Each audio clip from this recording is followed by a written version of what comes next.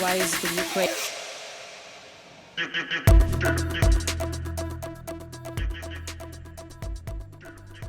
The United States is initiating a long-term military drawdown in Europe. NATO's top commander, Alexus Grynkewich, confirms thousands of troops are being withdrawn, with more cuts expected, marking a strategic shift in America's role on the continent. What we're basically saying is, as the European pillar of the alliance gets stronger, this allows the U.S. to reduce its presence in Europe and limit itself to providing only those critical capabilities that allies cannot yet provide. And so we should expect there to be a redeployment of U.S. forces over time as allies build their capacity. As for the exact timeline, I mean, it's going to vary broadly across a number of different capabilities as nations meet their Hague spending commitments and meet their capability targets. So I can't really give you an exact timeline. It's going to be an ongoing process for several years. There is no clear timeline for future withdrawals.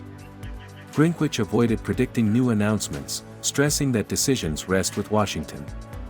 What is certain is a slow, multi-year process, linked directly to how quickly European NATO allies can build up their own military capabilities. As nations meet their Hague spending commitments and meet their capability targets. So I can't really give you an exact timeline. It's going to be an ongoing process for several years. The shift is triggering concern across Europe, especially in Poland and Germany. The halt of a 4,000-troop rotation and confirmation of a 5,000-troop withdrawal have raised fears of a potential security gap on NATO's eastern flank at a time of rising tensions. What we did is that we delayed a troop deployment that was going to go to Poland. That's not a reduction, that's just a standard delay in rotation that sometimes happens in these situations. Washington insists this is not a retreat but a reset. U.S. Vice President JD Vance says the goal is to push Europe toward greater self-reliance, as the U.S. reallocates resources. The message: Europe must take more responsibility for its own defense. The United States cannot be the policeman of the world.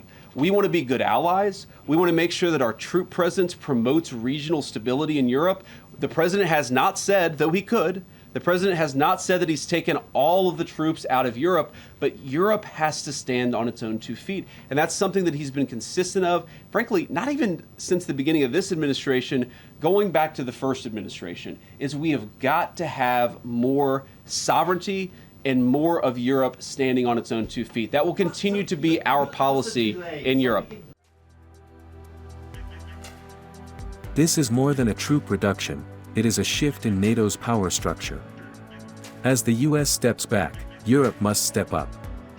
But with continued reliance on American capabilities, the key question remains: can Europe fill the gap fast enough before the balance changes further?